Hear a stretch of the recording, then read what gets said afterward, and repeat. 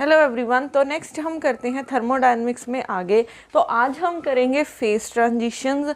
अब face transitions हमारे पास क्या होती हैं? अगर कोई सब्सटेंस एक फेस से दूसरे फेस में जा रहा है तो उसे हम क्या बोलेंगे? Face transition. जैसे अगर हम क्या करें, आइस को रख दें, ठीक है, थोड़ा टाइम आइस को फ्रिज में से बाहर निकाल के रख देंगे तो कुछ टाइम बाद आप देखोगे वो वाटर में चेंज हो गई होगी, ठीक है। तो ये क्या हुआ, आइस हमारे पास सॉलिड फेस में थी और जो वाटर होता है वो लिक्विड फेस में होता है, तो वो क्या हुआ, सॉलिड से लिक्विड फेस में चली गई। तो इसे हम बोलते हैं फेस ट्रांजिशन, ठीक है। तो फेस ट्रांजिशन क्या है? वन फेस से दूसरे फेस में जाना, one phase to another phase, ठीक है। कन्वर्जन ऑफ सब्सटेंस, ठीक है, conversion of substance from one phase to another phase is called phase transition. अब इस फेस ट्रांजिशन में हमारे पास 2 पॉइंट्स आएंगे। जैसे हमारे पास एक होता है ट्रिपल पॉइंट, ट्रिपल पॉइंट, और एक आएगा हमारे पास क्रिटिकल पॉइंट, क्रिटिकल पॉइंट। अब ये हमारे पास क्या होता है?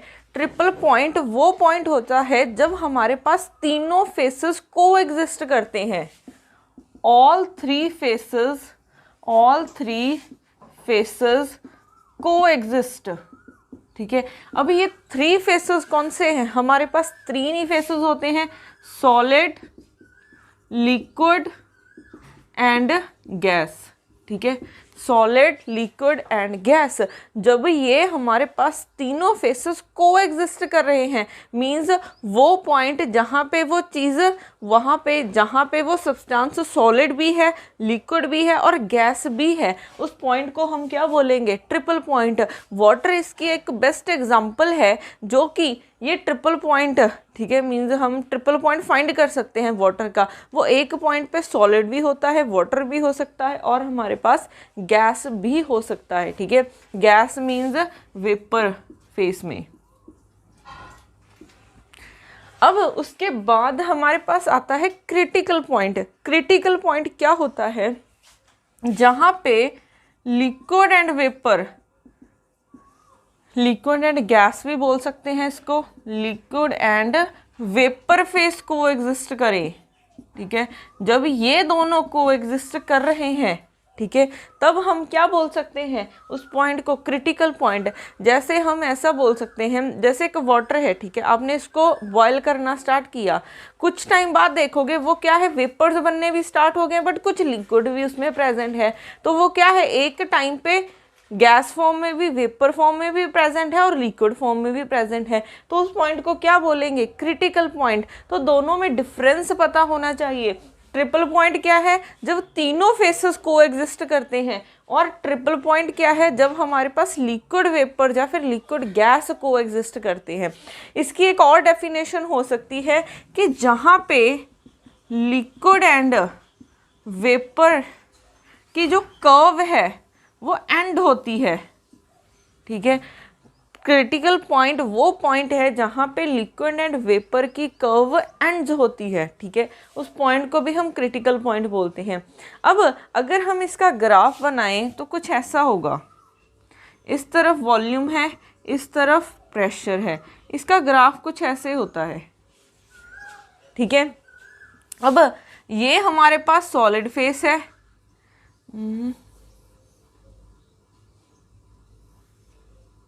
ये कुछ ऐसे होता है, ठीक है। ये सॉलिड फेस है हमारे पास, ये लिक्विड फेस है और ये हमारे पास गैसियस फेस है, ठीक है। ये सॉलिड है, ये इसमें हमारे पास सब्सटेंस लिक्विड होगा और इसमें गैस की फॉर्म में होगा या फिर वेपर्स की फॉर्म में होगा, ठीक है। यहाँ पे वेपर्स भी लिख सकते हैं। अब अगर हमने सॉलिड टू लिक्विड जाना है, ठीक है, अगर हमने सॉलिड टू लिक्विड जाना है तो हमें क्या करना पड़ेगा? उस चीज़ को बॉयल करना पड़ेगा, ठीक है। या फिर बॉयल नहीं, हम इसे मेल्ट बोल सकते हैं। जैसे आइस को, अगर आइस मेल्ट होगी तो वो लिक्विड में जाएगी, तो इस कर्व को हम क्या बोल सकते हैं? मेल्टिंग कर्व, ठीक है, ये क्या है, मेल्टिंग कर्व। क्योंकि अगर सब्सटेंस हमारा सॉलिड टू लिक्विड जाना है तो हमें उस चीज़ को मेल्ट करना होगा, तब वो लिक्विड में जाएगा। तो ये हमारी कर्व क्या हो जाएगी, मेल्टिंग कर्व। अब अगर आपने लिक्विड टू वेपर जाना है, लिक्विड टू गैस जाना है, तो आपको बॉयल करना पड़ेगा। तो ये हमारे पास बॉइलिंग कर्व हो जाएगी, बॉइलिंग कर्व और वेपराइजेशन कर्व।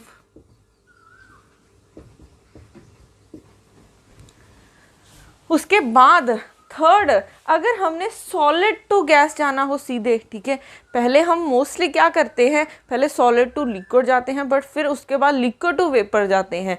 अगर हमने सॉलिड से सीधा ही, ठीक है, फिर लिक्विड फेज से जाए बिना हमने सॉलिड से सीधा वेपर फॉर्म में जाना हो, तो उस कर्व को हम क्या बोलेंगे, सब्लिमेशन कर्व। और इस प्रोसेस को हम क्या बोलेंगे, सब्लिमेशन। सब्लिमेशन हमारे पास क्या होता है, अगर हमने सीधा सॉलिड टू गैस जाना हो, ठीक है, सॉलिड टू गैस, तो ये हमारी कर्व क्या हो जाएगी, सब्लिमेशन कर्व।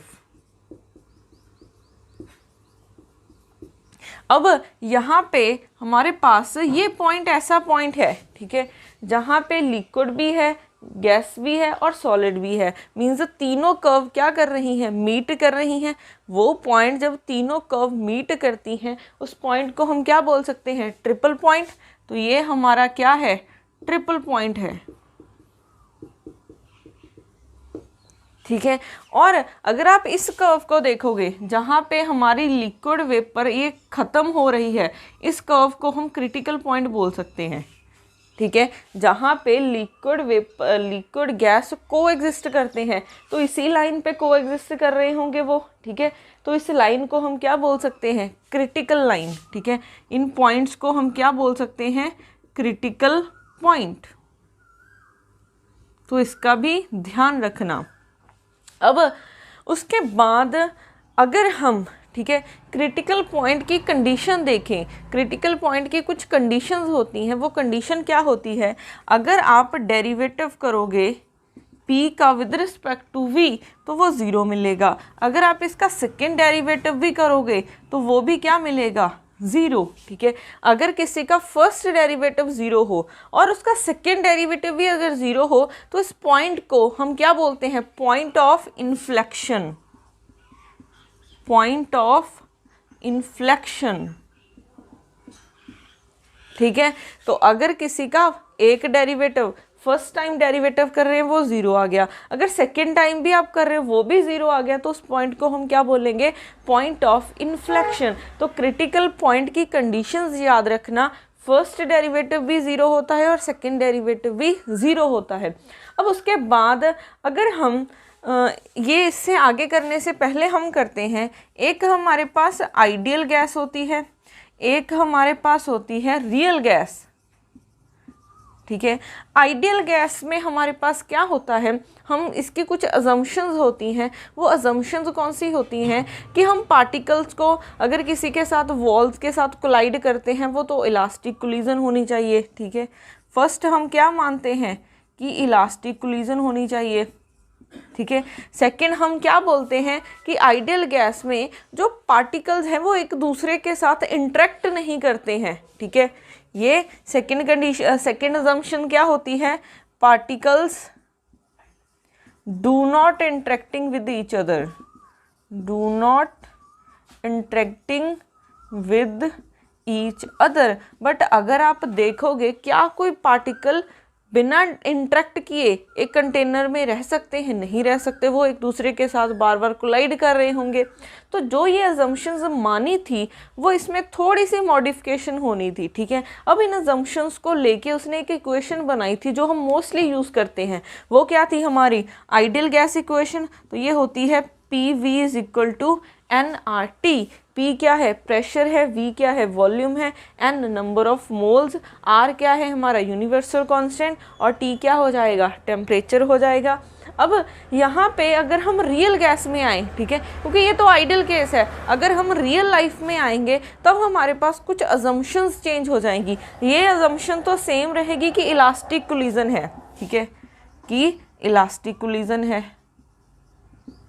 ये इलास्टिक कोलिजन क्यों रख रहे हैं? क्योंकि अगर वॉल्स के साथ एक दूसरे के साथ वो कोलिजन कर रहे हैं, अगर इलास्टिक नहीं है, सपोज कर लो अगर इनइलास्टिक है, तो वो जितनी बार कोलाइड करेंगे उतनी बार एनर्जी लॉस होगी। तो एक पॉइंट ऐसा आएगा जब क्या करेंगे, वो उसकी एनर्जी ख़त्म हो जाएगी। तो हम तो बोलते हैं कि गैस के पार्टिकल कभी भी रेस्ट पे नहीं आते हैं, तो वो अगर इनइलास्टिक कोलिजन हुई तो वो रेस्ट पे आ सकते हैं, तभी बोला जाता है कि उनकी कोलिजन क्या है, इलास्टिक है। उसके बाद सेकेंड, पार्टिकल्स इंटरेक्ट करते हैं, ठीक है, पार्टिकल्स आर इंटरेक्टिंग। अगर पार्टिकल्स एक दूसरे के साथ इंटरेक्ट कर रहे होते हैं, ठीक है, तब हमारे पास ये इक्वेशन नहीं आएगी, तब हमारे पास इक्वेशन मॉडिफाई हो जाएगी। P + a/v², v - v is equal to RT। ये हमारे पास इक्वेशन है 1 मोल के लिए, ठीक है, ये इक्वेशन है 1 मोल के लिए। n की वैल्यू यहाँ पे क्या है, 1 है। अगर आपको n मोल्स के लिए इक्वेशन लिखनी हो, और इस इक्वेशन को हम क्या बोलते हैं, वंडरवॉल्स इक्वेशन। ये क्या है, वंडरवॉल इक्वेशन, वंडरवॉल्स इक्वेशन। अगर ये आपने n मोल्स के लिए लिखना हो तो ये किसके इक्वल हो जाएगी, P + n² a/v², v - nv is equal to nRT, ठीक है। अगर आपको 1 मोल के लिए पता है, ठीक है, आपको 1 मोल के लिए पता है तो आपने ये लिख दी। n मोल्स के लिए क्या करोगे आप, यहाँ पे n के साथ मल्टीप्लाई सीधे नहीं करना है, यहाँ पे देखो n² आएगा, फिर यहाँ पे n आ रहा है, और इस तरफ भी क्या आ रहा है, n आ रहा है। तो इसका ध्यान रखना, ये इस पे भी मोस्टली डायरेक्ट क्वेश्चंस आ जाते हैं कि 1 मोल के लिए आपको इक्वेशन गिवन हो, n मोल्स के लिए बताओ। तो ये बहुत इंपॉर्टेंट है वंडरवॉल्स इक्वेशन, ठीक है, 1 मोल के लिए भी और n मोल के लिए भी। अब देखो हमारे पास वंडरवॉल्स इक्वेशन आ गई है।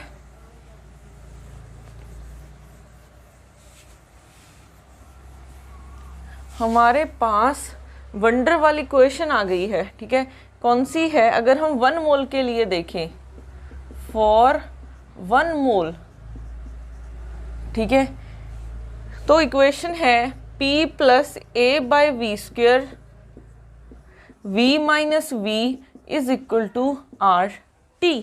अब हम क्या करते हैं, हमें क्रिटिकल पॉइंट के लिए, ठीक है, हमने क्या करना है, हमारा नेक्स्ट टारगेट क्या है, हमें क्रिटिकल पॉइंट पे P, V और C की वैल्यूज़ चाहिए, ठीक, P, V और T की वैल्यूज़ चाहिए। मीन्स क्रिटिकल पॉइंट पे प्रेशर की कितनी वैल्यू होगी, वॉल्यूम की कितनी वैल्यू होगी और टेम्परेचर की कितनी वैल्यू होगी, हमें वो चाहिए। तो हम क्या करते हैं, क्रिटिकल पॉइंट की कंडीशन देख लेते हैं, ठीक है, करली P/v 0 होना चाहिए, और इसका सेकेंड डेरिवेटिव भी क्या होता है, 0 होता है, ठीक है। अब हम यहाँ से पहले क्या करेंगे, P की वैल्यू निकालेंगे। तो P की वैल्यू निकालनी है, इस टर्म को दूसरी तरफ ले जाओ, तो RT/v - v।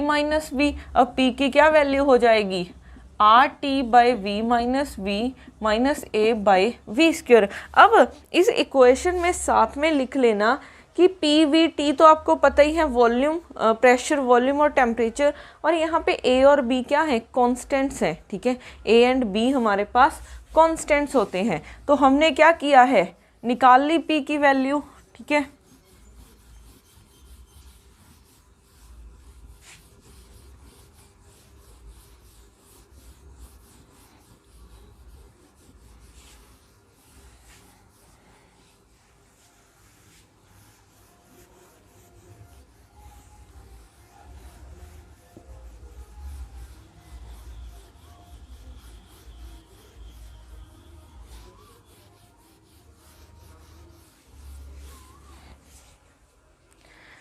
अब P की वैल्यू आ गई है RT/v - v a/v²। अब इसका एक बार डेरिवेटिव करो, करली P/v, ठीक है, ये आ जाएगा हमारे पास, RT तो कांस्टेंट है, ठीक है, यहाँ पे हमने टेम्परेचर को कांस्टेंट रख के डेरिवेटिव करना है, एट T कांस्टेंट, तो अब यहाँ पे आर टी कॉन्स्टेंट है, ये आ जाएगा -1, फिर v माइनस वी का स्क्वायर आ जाएगा, फिर यहाँ से -2 आएगा और नीचे v क्यूब बन जाएगा। तो यहाँ से करली p बाय करली v क्या बन गया, -RT by v minus V का square plus 2a by V cube. और ये हमने 0 के इक्वल रख देना है, तो इसको दूसरी तरफ लेके गए तो RT by v minus V square plus is equal to हो जाएगा 2 बाय वी क्यूब। एक तो हमारे पास इक्वेशन फर्स्ट ये बन गई है, ठीक है। अब हम क्या करते हैं, सेकंड डेरिवेटिव करते हैं, किसका, इस वाली टर्म का, ठीक है। इस वाली टर्म का सेकंड डेरिवेटिव करना है, तो r हमारे पास curly square p by curly v square is equal to -RT, ये -2 ऊपर जाएगा और नीचे क्यूब बन जाएगा, ठीक है, क्योंकि डेरिवेटिव में एक पावर कम ही होती है।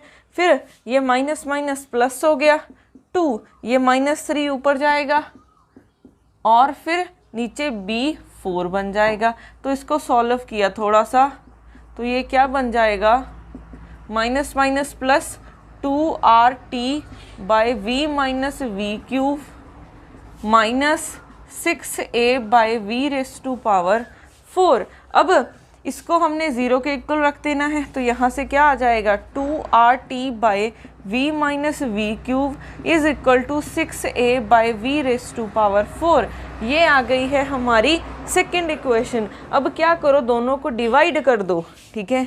यहाँ से हम डिवाइड करेंगे इक्वेशन 1 डिवाइडेड बाय 2, तो दोनों को डिवाइड किया तो क्या बन जाएगा, RT by v minus V square, ठीक है।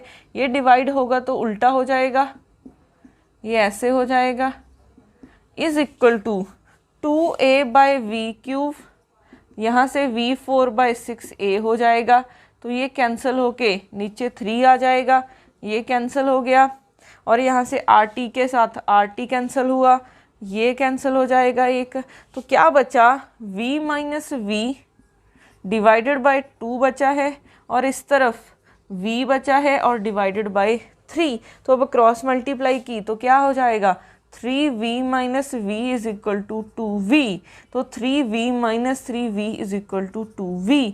तो यहाँ से अब देखो हमारे पास क्या आ जाएगा, ये इस तरफ लेके आओ, 3v minus 2v is equal to क्या आ जाएगा, 3v। तो हमारे पास v कितने इक्वल आ गया, v के, ठीक है। v कैपिटल v हमारे पास किसके इक्वल आ गया है, 3b के। तो ये क्या है, हमारी क्रिटिकल पॉइंट पे निकाल रहे हैं हम, ठीक है। क्रिटिकल पॉइंट के लिए हम क्या लिख लेते हैं, vc। तो अब हमारे पास vc की वैल्यू आ गई है, कितनी आई है, 3b, ठीक है। अब हम क्या करते हैं, जैसे इस इक्वेशन में ही पुट कर लो, पुट करो, put value of vc in equation 1, तो यहाँ से क्या बन जाएगा, RT बाय v है, ठीक है, v की वैल्यू 3b माइनस v और यहाँ पे क्या है, स्क्वायर है, is equal to 2a by V cube, means इसका क्या कर देना है, क्यूब। तो यहाँ से RT ये 2b square is equal to 2a by 27b cube, यहाँ से RT by 4b square is equal to 2a by 27b cube, ठीक है। ये कट गया, तो यहाँ से हमें t की वैल्यू निकालनी है, तो t की वैल्यू मल्टीप्लाई करो, 8a बाय 27r, ये r नीचे आ जाएगा, b ये क्रिटिकल पॉइंट पे निकाल रहे हैं तो t c आ जाएगा, ठीक है। तो हमारे पास vc की वैल्यूज़ आ गई है और tc की वैल्यू आ गई है। अब हमने निकालनी है प्रेशर की वैल्यू, तो यहाँ से निकाल लेंगे। अब हमने क्रिटिकल पॉइंट पे निकालना है, तो सब जगह pc tc vc ये कर दो, तो वैल्यूज़ पुट कर दो tc और vc की। r tc की वैल्यू कितनी है, 8a by 27rb divided by vc की value 3b minus V minus a by vc का स्क्वायर मीन्स 3b का स्क्वायर करना है।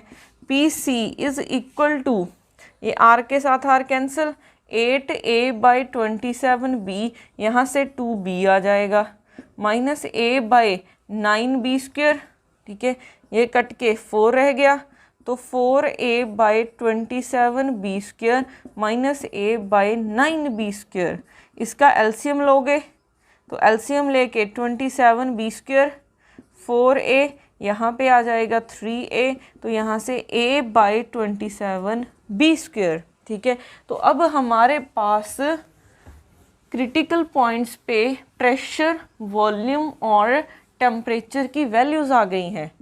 PC की वैल्यू आई है a/27b², VC की वैल्यू आई है 3b और TC की वैल्यू आई है 8a/27RB। तो ये वैल्यूज़ आपको याद होनी चाहिए, ठीक है, ये वैल्यूज़ आपको याद होनी चाहिए कि क्रिटिकल पॉइंट पे इनकी वैल्यूज़ क्या होती हैं। अब हमने ये निकाला है क्रिटिकल पॉइंट पे, ठीक है। अब उसके बाद हम करते हैं जो फेस ट्रांजिशन है वो 2 टाइप्स की होती हैं हमारे पास, फर्स्ट ऑर्डर फेस ट्रांजिशन और सेकेंड ऑर्डर फेस ट्रांजिशन।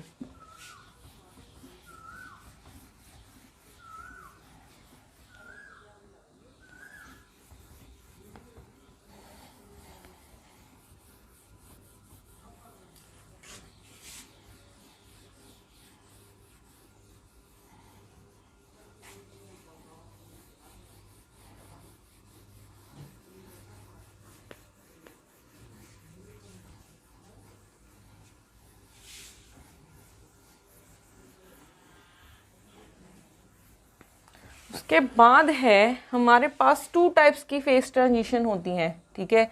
एक होता है फर्स्ट ऑर्डर, एक होता है हमारे पास फर्स्ट ऑर्डर फेस ट्रांजिशंस, एक होती हैं सेकेंड ऑर्डर फेस ट्रांजिशंस। अब फर्स्ट ऑर्डर फेस ट्रांजिशन में हमारे पास क्या होगा, अब हम यहाँ पे एक टर्म लेके चलते हैं गिव्स फ्री एनर्जी, ठीक है। अब फर्स्ट ऑर्डर की कंडीशन क्या है और सेकंड ऑर्डर की कंडीशन क्या है। फर्स्ट ऑर्डर फेस ट्रांजिशन में जी हमारे पास क्या है, gives free energy, gives free energy, और फर्स्ट ऑर्डर फेस ट्रांजिशन में जी और उसका फर्स्ट डेरिवेटिव, सॉरी हमारे पास यहाँ पे फर्स्ट ऑर्डर फेस ट्रांजिशन में जी क्या होता है, कॉन्टिन्यूस होता है, ठीक है। हमारे पास फर्स्ट ऑर्डर फेस ट्रांजिशन में जी क्या होता है, कॉन्टिन्यूस होता है। अगर आप सेकेंड ऑर्डर में भी देखोगे ये भी कॉन्टिन्यूस रहेगा, जी हमारा क्या रहेगा, कॉन्टिन्यूस रहेगा, ठीक है। अब फर्स्ट ऑर्डर है तो इसका जो फर्स्ट डेरिवेटिव है वो क्या हो जाएगा, डिसकॉन्टिन्यूस हो जाएगा। इसका फर्स्ट डेरिवेटिव, क्योंकि फर्स्ट डेरिवेटिव तो किसी के भी साथ हो सकता है, तो first derivative of G is discontinuous, ठीक है। तो जी कॉन्टिन्यूअस है बट उसका फर्स्ट डेरिवेटिव डिसकॉन्टिन्यूअस है। अब आपको ये पता है कि अगर किसी का डेरिवेटिव डिसकॉन्टिन्यूअस आ जाए तो अगर आप उसका सेकेंड डेरिवेटिव, उसका इससे नेक्स्ट डेरिवेटिव फाइंड करने जाओगे तो वो क्या करेगा, इन्फानाइट हो जाएगी उसकी वैल्यू, ठीक है। उसका वो डेरिवेटिव इन्फानाइट हो जाएगा। सपोज ये है आपके पास ये कोई फंक्शन है, ये क्या है, एक डिसकंटिन्यूअस फंक्शन है। अगर आप इसका डेरिवेटिव फाइंड करने जाओगे तो यहाँ पे हमारे पास इसका डेरिवेटिव फाइंड करने जाओगे तो आपके पास स्लोप क्या बनेगी, इन्फानाइट बन जाएगी, ठीक है। तो हम यहाँ पे बोल सकते हैं कि अगर किसी का भी डेरिवेटिव डिसकंटिन्यूअस आता है तो इससे नेक्स्ट डेरिवेटिव इन्फानाइट बन जाता है, ठीक है। तो सेकेंड ऑर्डर डेरिवेटिव क्या बन जाएगा, डाइवर्ज करेगा, डाइवर्ज मीन्स इन्फानाइट बन जाएगा, ठीक है। ये क्या बन जाएगा, इन्फानाइट। तो इसका ध्यान रखना, सेकेंड ऑर्डर या फिर हायर ऑर्डर डेरिवेटिव बोल सकते हो, ठीक है। यहाँ पे और higher order derivative diverge, higher order derivatives diverge करते हैं, ठीक है। अब ये था कि इसमें जी कंटिन्यूस है, डिसकंटिन्यूस और हायर डेरिवेटिव डिसकंटिन्यूस होंगे। अब इसमें सेकेंड ऑर्डर है तो इसका सेकेंड ऑर्डर डेरिवेटिव डिसकंटिन्यूस होगा, तो इसमें हमारा फर्स्ट डेरिवेटिव भी क्या रहेगा, कॉन्टिन्यूस रहेगा। फर्स्ट ऑर्डर डेरिवेटिव ऑफ जी क्या रहेगा, कॉन्टिन्यूस, और इसका सेकेंड ऑर्डर डेरिवेटिव डिसकंटिन्यूस रहेगा। सेकेंड ऑर्डर डेरिवेटिव डिसकंटिन्यूस, ठीक है। और जो हायर ऑर्डर डेरिवेटिव्स होंगे, हायर ऑर्डर, ठीक है, हायर ऑर्डर मीन्स 2 से ज़्यादा, हायर ऑर्डर डेरिवेटिव क्या करेंगे, डाइवर्ज करेंगे, ठीक है। जहाँ पे भी डेरिवेटिव डिसकंटिन्यूस आ जाए उससे हायर डेरिवेटिव डाइवर्ज करते हैं, मीन्स इनफाइनाइट हो जाते हैं, ठीक है। अब यहाँ पे एक अच्छा, इससे पहले हम g की वैल्यू निकाल चुके हैं, ठीक है। हम g की वैल्यू निकालते हैं h minus T S.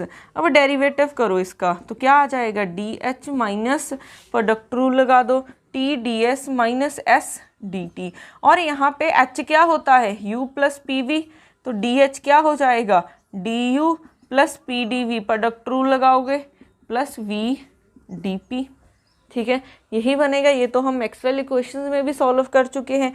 D U की वैल्यू क्या होती है, डी यू की value T D S minus P D V plus mu D N होता है, ठीक है। उसके बाद plus P D V plus V D P, यही बनता है। यहाँ से कौन सा फैक्टर कैंसिल हो रहा है, ये वाला फैक्टर कैंसिल हो रहा है, तो यहाँ से हमारे पास डी एच की क्या वैल्यू बन गई, ठीक है, T D S plus mu D N plus V D P. अब देखो, अगर आपने क्या करना है, t की वैल्यू निकालनी है तो n और p को क्या कर दो, कांस्टेंट। अगर n और p कांस्टेंट है तो dn 0 हो जाएगा और dp 0 हो जाएगा, तो यहाँ से ये बचेगा यहाँ पे हमने क्या किया है, वैल्यूज पुट कर दी हैं। ओके, हमने dh निकाला है ना अभी सिर्फ, ओके, हमने तो सिर्फ dh की वैल्यू निकाली है, हमने यहाँ पे पुट करनी है dg में। तो यहाँ पे देखो, अब dg क्या बन जाएगा, dh की value T D S plus mu D N plus V D P, फिर minus T D S minus S D T, तो यहाँ से ये कैंसिल हो गया, तो डी जी की वैल्यू क्या बन गई, mu D N plus V D P minus S D T, ठीक है। डी जी की वैल्यू ये बन जाएगी, ये हम कर चुके हैं मैक्सवेल इक्वेशंस में। अगर आपने म्यू की वैल्यू निकालनी है तो हमने पी और टी को कांस्टेंट कर देना है, पी और टी को कांस्टेंट कर दो तो डी पी और डी टी की वैल्यू 0 हो जाएगी। तो यहाँ से म्यू की क्या वैल्यू आ जाएगी, करली जी बाई करली एन, और किसको कांस्टेंट रखा है, पी और टी को कांस्टेंट रखा है, ठीक है। तो यहाँ पे आ गया है जी का फर्स्ट डेरिवेटिव, ठीक है। और अगर आप देखोगे जी का फर्स्ट डेरिवेटिव क्या आया है, म्यू, तो हमने क्या बोला है, फर्स्ट ऑर्डर डेरिवेटिव में ये क्या रहता है, डिसकंटिन्यूस रहता है। तो अगर आप म्यू का ग्राफ बनाओगे वो क्या मिलेगा आपको, डिसकंटिन्यूस ग्राफ मिलेगा, ठीक है। सिमिलरली अगर v की वैल्यू निकालोगे तो इन दोनों को कांस्टेंट कर दो, तो n और t को कांस्टेंट कर दो, तो यहाँ से v किसके इक्वल आ जाएगा, करली g बाई करली p, n और t को कांस्टेंट कर दो। फिर अगर आपने s की वैल्यू निकालनी है तो n और p को कांस्टेंट कर दो, तो क्या आ जाएगा, s is equal to minus curly g by curly t at n और p क्या है, कांस्टेंट है। तो इन सब में हमारे पास क्या आ रहा है, इसका g का फर्स्ट डेरिवेटिव आ रहा है, ठीक है। तो अगर हम यहाँ पे बोलें हमारे पास म्यू v और s ये क्या आ रहे हैं, यहाँ पे ये डिसकंटिन्यूस बनेंगे, यहाँ पे ये डिसकंटिन्यूस बनेंगे फर्स्ट ऑर्डर डेरिवेटिव में। बट अगर आप सेकेंड ऑर्डर डेरिवेटिव में देखोगे, ठीक है, सेकेंड ऑर्डर फेस ट्रांजिशन में देखोगे तो म्यू एस और आपके पास क्या आया है v, ये क्या होंगे, कॉन्टिन्यूअस होंगे। ठीक है, अब एक कुछ और क्वांटिटीज होती हैं हमारे पास, जैसे अगर हम स्पेसिफिक हीट को देखें, ठीक है, जैसे CV है, आइसोथर्मल कंप्रेसिबिलिटी है, इनको अगर हम इन टर्म्स ऑफ G लेके आए, ठीक है, अगर इनको इन टर्म्स ऑफ G लेके आएंगे, CV हो गया, K हो गया, आपके पास मैग्नेटाइजेशन की वैल्यू हो गई, ठीक है, और हमारे पास आइसोथर्मल कंप्रेसिबिलिटी हो गई, ये क्या होती हैं, G के सेकेंड डेरिवेटिव में प्रेजेंट होती हैं। तो अगर आप सेकेंड ऑर्डर में देखोगे तो ये क्या करेंगी, डिसकंटिन्यूअस रहेंगी। ठीक है, ये क्या रहेंगी, डिसकंटिन्यूअस रहेंगी। और अगर आप इसमें देखोगे, अगर आप इसमें देखोगे फर्स्ट ऑर्डर डेरिवेटिव में, इसमें सेकेंड ऑर्डर डेरिवेटिव क्या करता है, डाइवर्ज करता है। तो CV K M alpha, CV क्या है, specific heat at constant volume, ये क्या है हमारे पास, हमने K में भी बल्क मॉडुलस लिखा था, फिर आइसोथर्मल कंप्रेसिबिलिटी, और ये क्या है, मैग्नेटाइजेशन, ये यहाँ पे डाइवर्ज करेंगे। ठीक है, ये कुछ एग्जांपल्स याद रखनी है आपने। अब इसका एक बहुत मेन इम्पॉर्टेंट, ठीक है, पॉइंट क्या आता है, जब भी फेस ऑर्डर ट्रांजिशन होती है तब उसकी फिजिकल स्टेट चेंज हो जाती है। ठीक है, सबसे इम्पॉर्टेंट है ये पॉइंट, यहाँ पे फिजिकल स्टेट चेंज हो जाती है। ठीक है, यहाँ पे physical state do not change, physical state do not change. अब फिजिकल स्टेट चेंज होने का क्या मतलब है कि पूरा का पूरा सिस्टम चेंज हो गया है। जैसे आइस है, वो पहले सॉलिड में थी, फिर कहाँ पे चली गई, लिक्विड में चली गई, तो पूरी की पूरी स्टेट ही चेंज हो गई है ना। जैसे अब मैं बोलूँ, एक इसकी एग्जांपल क्या है कि जैसे हमारे पास कंडक्टर्स होते हैं, नॉर्मल कंडक्टर्स होते हैं, हम क्या करते हैं, टेम्परेचर को डिक्रीज करते हैं, वो क्या होता है, एक पॉइंट ऐसा आ जाता है कि रेजिस्टिविटी ज़ीरो हो जाती है। बट सिस्टम को तो हमने कोई चेंज नहीं किया, जिस फेस में था उसी फेस में है। बट पहले नॉर्मल कंडक्टर था, जब हम टेम्परेचर डिक्रीज करते चले गए तो हमारे पास सिस्टम क्या है, एक पॉइंट ऐसा आया कि रेजिस्टिविटी ज़ीरो हो गई। ठीक है, वहाँ पे कुछ ऐसा होता है, ये हम इस पॉइंट पे थे, ठीक है, ये नॉर्मल कंडक्टर है, हम क्या कर रहे हैं, टेम्परेचर और रेजिस्टिविटी को अगर देखें, टेम्परेचर डिक्रीज करने के साथ रेजिस्टिविटी भी डिक्रीज होती है। हम टेम्परेचर डिक्रीज करते गए, रेजिस्टिविटी डिक्रीज होती गई, एक पॉइंट ऐसा आया जब आपके पास रेजिस्टिविटी ज़ीरो हो गई। ठीक है, इस पॉइंट को हम क्या बोलते हैं, क्रिटिकल पॉइंट। अब इस पॉइंट पे हम नॉर्मल कंडक्टर को क्या बोलते हैं, सुपर कंडक्टर बोलते हैं। अब देखो, क्या सिस्टम में हमने कोई चेंज किया है, नहीं किया है, सिर्फ कुछ टेम्परेचर कम किया है, जब रेजिस्टिविटी ज़ीरो होगी तो हमने उसको सुपर कंडक्टर बोल दिया। तो यहाँ पे इसकी फिजिकल स्टेट चेंज नहीं हुई है। जैसे फेरोमैग्नेटिक से आपने पैरामैग्नेटिक में जाना हो तो सिस्टम में तो कोई चेंज नहीं होता है। ठीक है, तो बट इसमें पूरे का पूरी स्टेट चेंज हो गई है। पहले वो सॉलिड था, अब वो लिक्विड बन गया, लिक्विड से वेपर में भी जा सकता है। ठीक है, तो इसका ध्यान रखना, फर्स्ट ऑर्डर फेस ट्रांजिशन में आपके पास फिजिकल स्टेट चेंज हो जाती है और सेकेंड ऑर्डर डेरिवेटिव में फिजिकल स्टेट चेंज नहीं होती है। ठीक है, अब हमारे पास उसके बाद लास्ट पॉइंट बचता है। लास्ट पॉइंट कौन सा है, अगर हम लिक्विड वेपर को, ठीक है, लिक्विड वेपर को अवे फ्रॉम क्रिटिकल पॉइंट देख रहे हैं, ठीक है, अवे फ्रॉम क्रिटिकल पॉइंट, तो वो आपके पास फर्स्ट ऑर्डर फेस ट्रांजिशन होगी। अगर आप एट द क्रिटिकल पॉइंट देख रहे हो, ठीक है, अगर आप एट द क्रिटिकल पॉइंट देख रहे हो, सिर्फ ये किसके लिए वैलिड है, लिक्विड वेपर फेस के लिए, लिक्विड गैस फेस के लिए, liquid vapour eight the critical point अगर आपने देखा है, एट द क्रिटिकल पॉइंट, तो वो सेकेंड ऑर्डर फेस ट्रांजिशन होगी। ठीक है,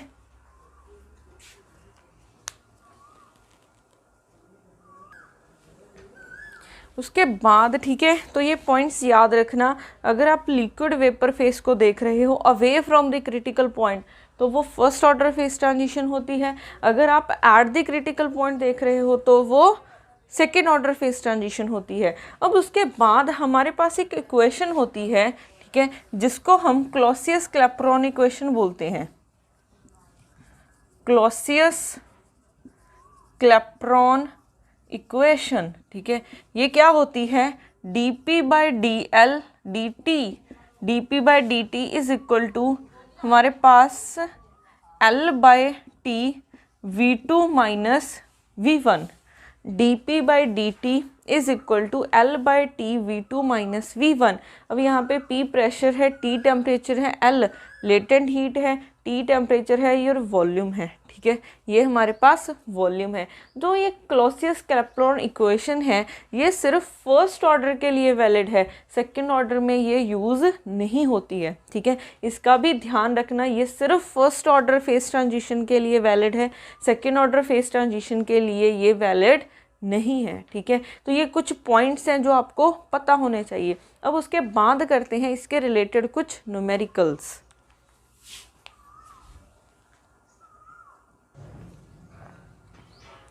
अब उसके बाद हमारे पास कुछ एग्जाम्पल्स हैं इसकी। फर्स्ट एग्जाम्पल है the sublimation of a solid ammonia is given by LP is equal to 23 minus, ये एक कर्व गिवन है, and vaporization curve of the liquid ammonia is, ठीक है। अब उसकी क्या है, एक सब्लिमेशन कर्व गिवन है, एक हमें वेपराइजेशन कर्व गिवन है। P हमें mm ऑफ Hg है और T हमें केल्विन में गिवन है। The temperature of a triple point, ठीक है। अब ट्रिपल पॉइंट है, ट्रिपल पॉइंट होता क्या है, जब तीनों फेसेस कोएग्जिस्ट करते हैं और उस पॉइंट पे तीनों कर्व्स क्या करेंगी, मीट करेंगी, तो मैं इन दोनों कर्व्स को इक्वल रख सकती हूँ, ठीक है। तो क्या आ जाएगा 23 minus 3750 by T is equal to क्या हो जाएगा 19.5 माइनस 3050 बाई T, ठीक है। क्योंकि ट्रिपल पॉइंट की कंडीशन याद रखना कि हमारे पास जब तीनों फेसेस कोएग्जिस्ट करते हैं और जब तीनों कर्व्स मीट करती हैं, अगर मीट करेंगी तो वो इक्वली होंगी तभी मीट करेंगी, ठीक है, उस पॉइंट पे, तो मैं इन दोनों को इक्वल रख सकती हूँ। तो यहाँ से हमारे पास T की वैल्यू आ जाएगी, कब, ट्रिपल पॉइंट पे आ जाएगी। तो 23 minus 19.5 is equal to minus 3050 by T plus 3750 by T। यहाँ से हमारे पास, यहाँ से क्या आ जाएगा आपके पास 700 बाई T, यहाँ से कुछ वैल्यू आ जाएगी, ठीक है, आपके पास। तो 23 माइनस 19.5, तो इसको मल्टीप्लाई करके मल्टीप्लाई और डिवाइड करके, ठीक है, इसको सॉल्व करके आपके पास 200 केल्विन आ जाएगा आंसर, ठीक है। इसका आंसर क्या आ जाएगा 200 केल्विन, कब, ट्रिपल पॉइंट पे, ट्रिपल पॉइंट पे, ठीक है। तो ये आपके पास ऑप्शन डी क्या हो जाएगी, करेक्ट हो जाएगी। अब उसके बाद करते हैं next question, which one of the following is a first order phase transition. तो फर्स्ट ऑर्डर फेस ट्रांजिशन कौन सी होगी, vaporization of a liquid at the boiling point, ठीक है, फेरोमैग्नेटिक टू पैरोमैग्नेटिक। अब देखो इसकी एग्जांपल्स देखते जाओ, ठीक है, इसकी एग्जांपल्स देखते जाओ। एग्जांपल्स क्या हैं कि फर्स्ट ऑर्डर फेस ट्रांजिशन में फिजिकल स्टेट चेंज हो जाती है। अगर फिजिकल स्टेट चेंज होगी, ferromagnetic to paramagnetic state change नहीं होती है। Normal liquid to superfluid liquid जाओगे, सुपर फ्लूइड हीलियम जाओगे, वो रहेगा तो हीलियम ही ना, तो इसमें भी स्टेट चेंज नहीं होती है। वो पहले भी लिक्विड था, सुपर फ्लूइड बनने के बाद भी लिक्विड है, तो स्टेट चेंज नहीं हो रही है। तो ये भी फर्स्ट ऑर्डर नहीं बन सकता, ठीक है, ये भी नहीं बन सकता, ये भी नहीं बन सकता। Superconducting to normal state, ये भी नहीं बन सकता, इसमें भी फिजिकल स्टेट चेंज नहीं होती है। तो ये बचा है। बट एक पॉइंट का याद रखना, बॉइलिंग पॉइंट क्रिटिकल पॉइंट नहीं होता है, ठीक है, बॉइलिंग पॉइंट क्रिटिकल पॉइंट नहीं होता है। हमने एक लाइन लिखी थी, अगर आप वेपर और लिक्विड कर्व को देखोगे away from the critical point, तो वो फर्स्ट ऑर्डर होगा। बट यहाँ पे बॉइलिंग पॉइंट की बात की गई है, क्रिटिकल पॉइंट की बात ही नहीं की गई, तो हम यहाँ पे क्या बोल सकते हैं कि ये फर्स्ट ऑर्डर फेस ट्रांजिशन की एग्जांपल है, ठीक है। तो यहाँ से ऑप्शन ए क्या हो जाएगा, करेक्ट हो जाएगा। उसके बाद नेक्स्ट क्वेश्चन करते हैं, which one of the following is an example of second order phase transition. क्या क्या ऑप्शंस हैं? The entropy of the plot of entropy as a function of temperature shows a discontinuity. अब याद करो हमने S की वैल्यू निकाली थी, एस हमारा करली जी बाई करली टी में आ रहा था, मीन्स फर्स्ट डेरिवेटिव में आ रहा था, बट सेकेंड ऑर्डर डेरिवेटिव में क्या होता है, जी का फर्स्ट ऑर्डर डेरिवेटिव कंटिन्यूस होता है, तो ये गलत हो जाएगा। ठीक है, जी का फर्स्ट ऑर्डर डेरिवेटिव कॉन्टिन्यूस होता है सेकेंड ऑर्डर फेस ट्रांजिशन में, तो यहाँ से ये गलत हो जाएगा। ठीक है, बी ऑप्शन देखते हैं, the plot of specific heat as a function of pressure shows a discontinuity. ये हमने किया है कि जो CV है उसका ग्राफ हमारे पास क्या रहता है, सेकेंड ऑर्डर डेरिवेटिव में आता है और सेकेंड ऑर्डर डेरिवेटिव डिसकॉन्टिन्यूस होता है, तो ये करेक्ट हो सकता है। ठीक है, करेक्ट है ये। उसके बाद और ऑप्शन भी चेक कर लेते हैं, the plot of volume as a function of pressure shows a discontinuity. Volume है वो फर्स्ट डेरिवेटिव में आता है, तो फर्स्ट डेरिवेटिव तो कंटिन्यूस होता है सेकेंड ऑर्डर फेस ट्रांजिशन में, तो ये भी इनकरेक्ट हो जाएगा। The plot of compressibility as a function of temperature is a continuous. Compressibility second order derivative में आती है तो वो डिसकॉन्टिन्यूस होनी चाहिए, बट क्या गिवन है, कॉन्टिन्यूस, तो ये भी आपके पास क्या हो जाएगा, इनकरेक्ट हो जाएगा। ठीक है,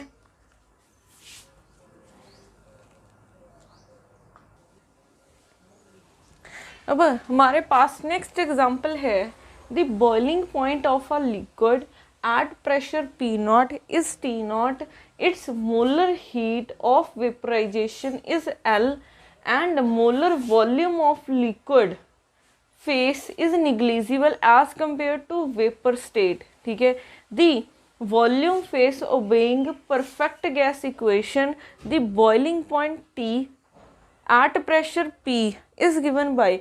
अब देखो, अब पहले तो आपको देखना है कि ये कौन सी ऑर्डर फेस ट्रांजिशन है, ये क्या हो रहा है, लिक्विड टू गैस जा रहा है। अब इन्होंने ये नहीं, लिक्विड टू वेपर जा रहा है, अब ये नहीं बताया कि ये अवे फ्रॉम क्रिटिकल पॉइंट है, क्रिटिकल पॉइंट की बात ही नहीं की गई है, तो लिक्विड टू वेपर जा रहा है, तो फिजिकल स्टेट चेंज हो रही है, तो ये क्या है, फर्स्ट ऑर्डर फेस ट्रांजिशन। तो फर्स्ट ऑर्डर फेस ट्रांजिशन में हम क्लॉसियस-क्लैपेरॉन इक्वेशन यूज़ कर सकते हैं। ठीक है, तो क्लॉसियस-क्लैपेरॉन इक्वेशन क्या हो जाती है, dP/dt is equal to L/T V2 minus V1। ठीक है, यही होती है। अब हमारे पास यहाँ पे देखो उन्होंने क्या बोला है, ये हमारे सिस्टम कन्वर्ट किस में हो रहा है, लिक्विड टू वेपर जा रहा है।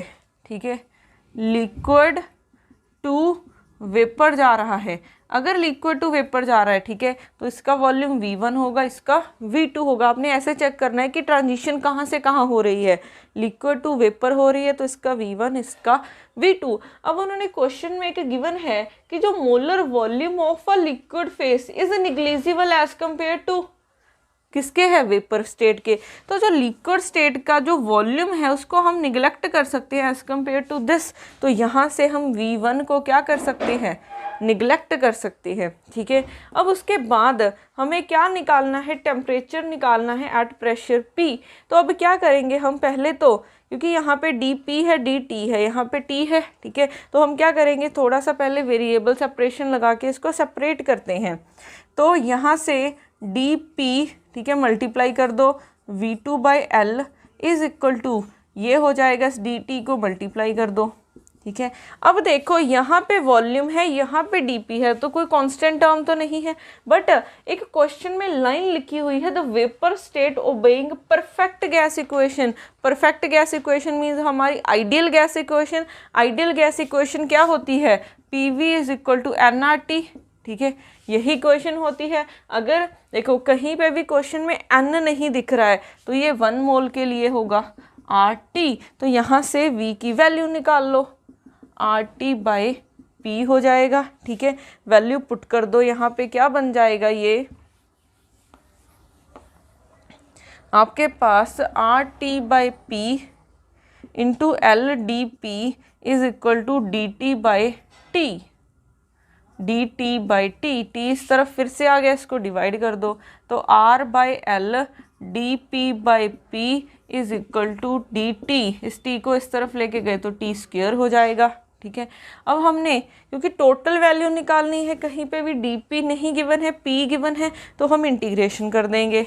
इंटीग्रेशन की लिमिट्स कहाँ से कहाँ तक होंगी, उन्होंने कहा है स्टार्टिंग में क्या होता है पी नॉट और टी नॉट, फिर पी और टी बन गए, तो पी नॉट से पी तक, टी नॉट से टी तक, डेरिवेटिव करो आर और एल, इंटीग्रेशन करो, आर और आर बाई एल क्या है, कांस्टेंट है, तो क्या हो जाएगा R by L 1 by P की इंटीग्रेशन लॉग ऑफ पी, फिर आ जाएगा P naught to P is equal to, यहाँ से इसकी इंटीग्रेशन करोगे, इसको मैं ऐसे लिख सकती हूँ T naught to T, T minus two T. ठीक है, ये हो जाएगा T minus two plus one, minus one हो जाएगा, फिर लिमिट्स टी नॉट से टी तक, लिमिट्स पुट करो, log of P minus log of P naught is equal to minus 1 by T हो जाएगा, टी नॉट से टी तक, तो यहाँ पे log A minus log B, log A by B हो जाता है, तो R by L log of P by P naught is equal to, limits हो जाएंगी 1 by T minus 1 by T naught. ठीक है, तो अब हमने निकालनी है टी की value, the boiling temperature, T की वैल्यू निकालनी है, तो टी की वैल्यू निकालने के लिए टी कॉमन ले सकते हैं हम, log of P by P naught is equal to, तो टी की वैल्यू निकाली हमने। ठीक है, तो टी की हमने क्या किया है, टी निकालना है कॉमन। ठीक है, इन्होंने क्या किया हुआ है, अच्छा अगर हम यहाँ पे एक्सप्रेशन देखें, the boiling temperature T at pressure P naught is given bye, तो इनमें से कौन सी इक्वेशन करेक्ट होगी, अब हमें वो देखना है, तो इक्वेशन हमारी किस फॉर्म में आ रही है। ठीक है, तो इक्वेशन हमारी किसी भी फॉर्म, इनमें से कोई भी नहीं बन रही, तो हम क्या करते हैं, यहाँ पे देखो सब जगह टी नॉट बाहर निकाला हुआ है इन्होंने। ठीक है, एल बाय आर के साथ, तो हम क्या करते हैं टी नॉट कॉमन निकालते हैं, पहले तो इस माइनस को अंदर ले जाओ। ठीक है, तो ये बन जाएगा 1 by T not minus 1 by T. ठीक है, तो अब यहाँ पे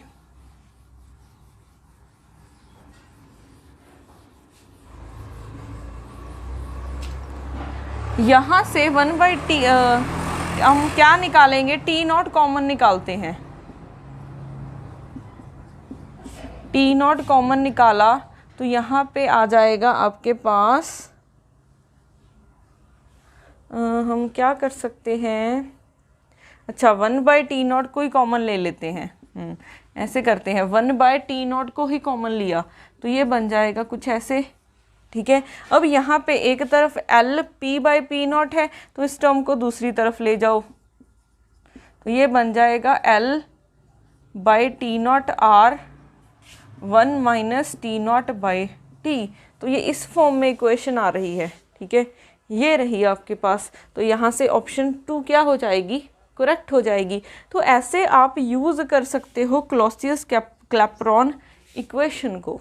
ठीक है, उसके बाद हमारे पास आता है नेक्स्ट क्वेश्चन,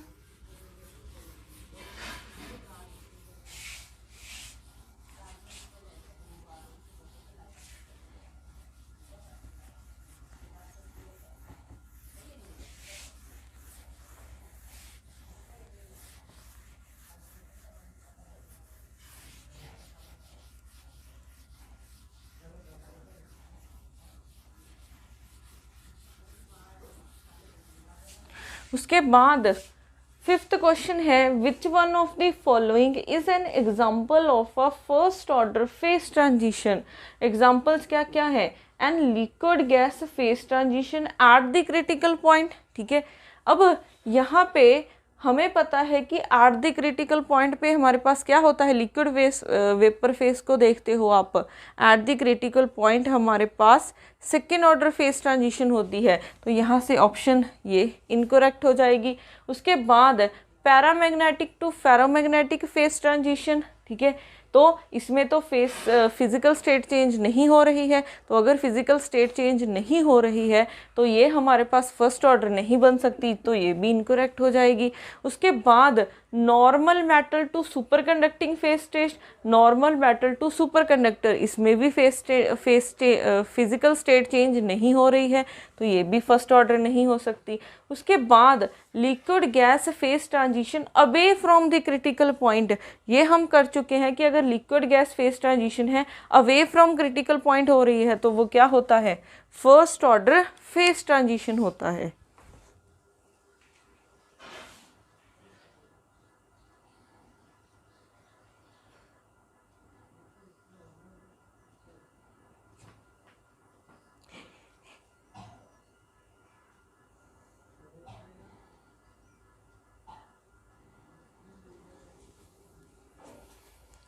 ठीक है, तो इसका ध्यान रखना, अगर एट द क्रिटिकल पॉइंट है तो वो सेकेंड ऑर्डर होती है, और अगर away from the critical point है तो फर्स्ट ऑर्डर फेज ट्रांजिशन होती है। ठीक है, तो यहाँ पे हमारे पास थर्मोडायनेमिक्स खत्म होती है। अब नेक्स्ट लेक्चर से हम स्टैटिस्टिकल मैकेनिक्स स्टार्ट करेंगे। Thank you.